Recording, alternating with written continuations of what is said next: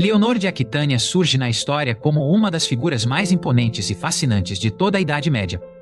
Nascida por volta do ano de 1122, ela era a herdeira legítima do vasto e próspero Ducado da Aquitânia.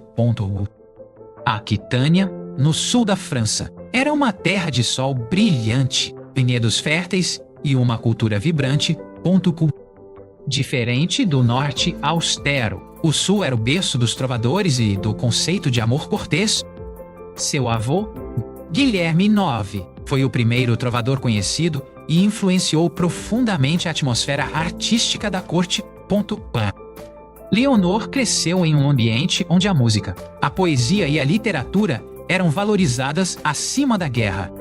Ela recebeu uma educação excepcionalmente rica para uma mulher de sua época, aprendendo a ler e escrever em latim. Além das letras, a jovem duquesa foi treinada na aritmética e na complexa gestão de suas futuras terras. A morte prematura de seu irmão, Guilherme Aigre, a deixou como a única herdeira de um território maior que o do próprio rei da França.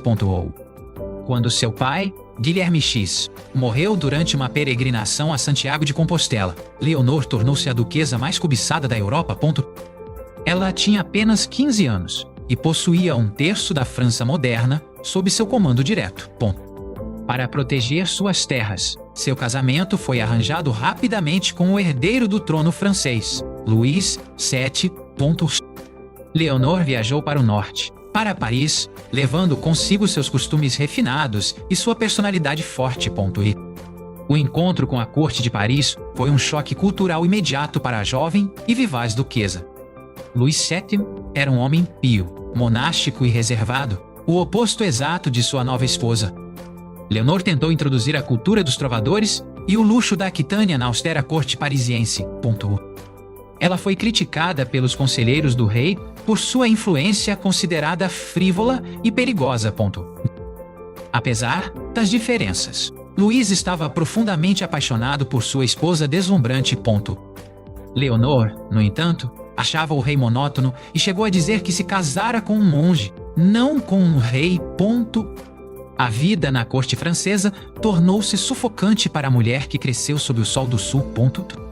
Em 1147, quando a Segunda Cruzada foi convocada, Leonor insistiu em acompanhar seu marido. Ela não foi apenas como esposa, mas como a duquesa da Aquitânia, liderando seus próprios vassalos. Sua presença na cruzada foi um escândalo para os conservadores, que desaprovavam mulheres na guerra. Leonor e suas damas vestiram-se como amazonas, causando admiração e espanto por onde passavam. A jornada até a Terra Santa foi árdua, longa e cheia de perigos desconhecidos. Em Constantinopla, ela foi recebida com honras pelo imperador bizantino, admirando o luxo do Oriente. A sofisticação de Constantinopla fez Paris parecer ainda mais provinciana aos olhos de Leonor. A cruzada, no entanto, foi marcada por desastres militares e falta de liderança efetiva de Luís. Ao chegarem a Antioquia, Leonor foi acolhida por seu tio, Raimundo de Poitiers. Raimundo era charmoso, forte e tudo o que Luís não era, o que gerou rumores maldosos. A proximidade entre tio e sobrinha enfureceu o rei e causou uma ruptura irreparável no casamento. Leonor apoiou a estratégia militar de seu tio contra a vontade de seu marido. Luís forçou Leonor a deixar Antioquia praticamente como prisioneira, arrastando-a para Jerusalém. A cruzada terminou em fracasso total e o casal retornou à França em navios separados. De volta à Europa, o casamento estava em ruínas e a falta de um herdeiro homem agravava a situação. Em 1152, o casamento foi anulado sob o pretexto de consanguinidade, algo comum na época. Leonor recuperou suas amadas terras da Aquitânia e tornou-se novamente a mulher mais elegível da Europa. Mas ela sabia que, como mulher solteira e dona de terras vastas, corria o risco de ser sequestrada e forçada a casar. Apenas 8 semanas após a anulação, Leonor chocou o mundo ao se casar com Henrique, Plantageneta. Henrique era o conde de Anjou, duque da Normandia e herdeiro do trono da Inglaterra. Ele era 11 anos mais jovem que Leonor, cheio de energia, ambição e um temperamento vulcânico. Juntos, eles formaram o casal mais poderoso do mundo ocidental, unindo terras da Escócia aos Pirineus. 2 anos depois, Henrique foi coroado rei da Inglaterra, e Leonor tornou-se rainha mais uma vez. Agora, ela era rainha da Inglaterra, duquesa da Aquitânia e da Normandia, e condessa de Anjou. O casamento foi apaixonado e tempestuoso, marcado por brigas violentas e reconciliações intensas. Diferente de seu primeiro casamento, Leonor deu a Henrique muitos filhos, incluindo 5 homens. Entre seus filhos estavam figuras lendárias como Ricardo Coração de Leão e João Sem Terra. Leonor viajava constantemente entre a Inglaterra e o continente, governando suas terras ativamente. Ela atuava como regente quando Henrique estava fora, assinando cartas e emitindo decretos reais. No entanto, as infidelidades constantes de Henrique começaram a desgastar a paciência da rainha. A mais famosa amante do rei, Rosamund Clifford, tornou-se um ponto de humilhação pública para Leonor. Diz a lenda que Leonor confrontou Rosamund em seu labirinto, oferecendo-lhe veneno ou punhal. Cansada das traições e marginalizada politicamente por Henrique, Leonor decidiu voltar para Poitiers. Em Poitiers, ela estabeleceu sua própria corte, lendária por reviver as tradições do amor cortês. Sua filha, Maria de Champagne, ajudou a codificar as regras do cavalheirismo e do romance. Poitiers tornou-se um centro de cultura, onde a literatura arturiana começou a florescer sob seu patrocínio. Mas Leonor não estava apenas interessada em poesia. Ela estava tramando vingança contra Henrique. Ela começou a cultivar o descontentamento de seus filhos mais velhos contra o pai dominador.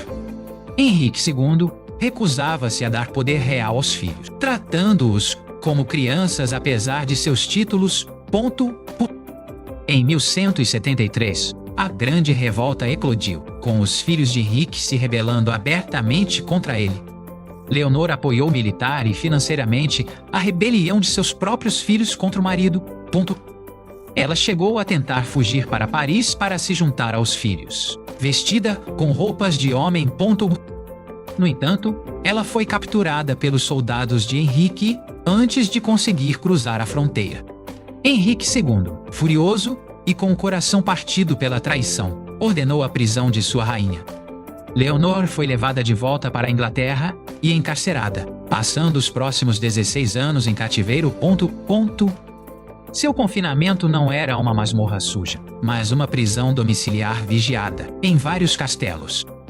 Durante esses anos, ela perdeu contato diário com seus filhos e viu seu poder ser silenciado. Henrique tentou anular o casamento novamente para se livrar dela, mas Leonor recusou-se a cooperar. Ela permaneceu rainha por direito, desafiando Henrique mesmo atrás das paredes de pedra. A tragédia atingiu a família com a morte do jovem rei Henrique e, mais tarde, de Geoffrey. A morte de seus filhos abalou profundamente Leonor, mas não quebrou seu espírito. Enquanto isso, seu filho favorito, Ricardo, continuava a lutar contra o pai. Em 1189, Henrique II morreu em Chinon, derrotado, doente e traído por todos, exceto por um bastardo. Com a morte de Henrique, Ricardo I tornou-se rei e sua primeira ordem foi libertar sua mãe. Leonor emergiu do cativeiro, não como uma velha quebrada, mas como uma estadista formidável. Ela governou a Inglaterra como regente em nome de Ricardo, que partiu quase imediatamente para a Terceira Cruzada. Aos quase 70 anos, ela percorreu o reino, garantindo a lealdade dos nobres ao novo rei. Ela assinou documentos com o título Leonor, pela graça de Deus, Rainha da Inglaterra. Quando Ricardo foi capturado na volta da cruzada, Leonor moveu céus e terras para libertá-lo. Ela organizou a coleta de um resgate colossal, taxando pesadamente o clero e o povo. Leonor pessoalmente viajou para a Alemanha no inverno para entregar o resgate e receber seu filho. Após o retorno de Ricardo, ela ajudou a reconciliá-lo com seu irmão traidor, João. Ela se retirou para a abadia de Fontevraud, buscando paz em seus últimos anos. Mas o descanso foi breve. A morte de Ricardo em 1199 a forçou a voltar à política. Ela garantiu a sucessão de seu filho mais novo, João, contra as pretensões de seu neto Arthur. Aos 77 anos, ela empreendeu uma jornada árdua através dos Pirineus para buscar sua neta. Ela escolheu Branca de Castela para se casar com o futuro rei da França, selando uma paz temporária.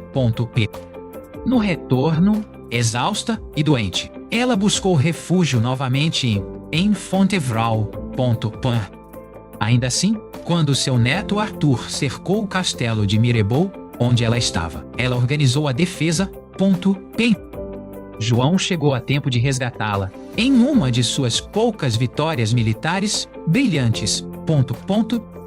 Após o cerco, Leonor retirou-se definitivamente para a vida monástica, encerrando sua carreira política.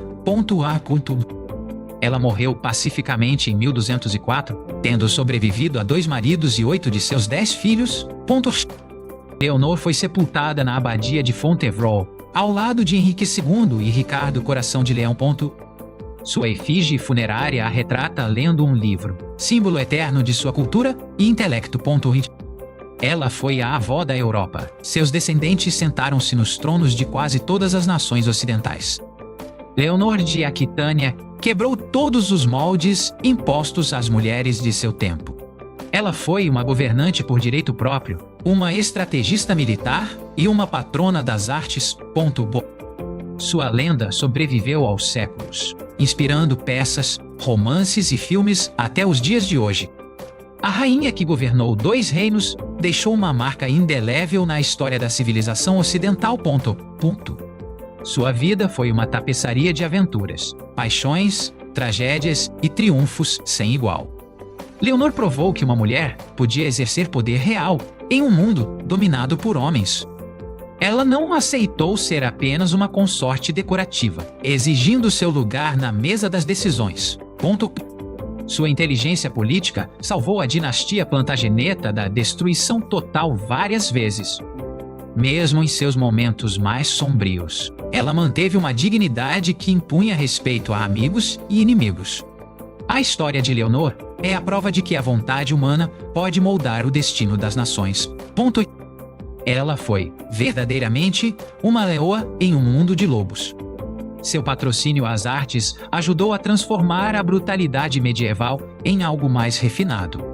O amor cortês, que ela promoveu, mudou para sempre a forma como o romance era visto no Ocidente. A abadia de Fontevraud permanece hoje como um monumento silencioso à sua memória eterna. Ao olharmos para trás, vemos Leonor não apenas como rainha, mas como uma força da natureza. Sua biografia continua a desafiar historiadores e a encantar novas gerações. Ela viveu 82 anos, uma idade extraordinária para a época, cheia de vitalidade até o fim. Leonor de Aquitânia, duquesa rainha, cruzada, rebelde, prisioneira e lenda. Sua história é um lembrete de que o papel da mulher na história é muito mais complexo do que os registros oficiais sugerem. Ela ensinou seus filhos a serem reis, mas nenhum deles igualou sua grandiosidade. A águia, como era chamada nas profecias de Merlin, voou mais alto que todos.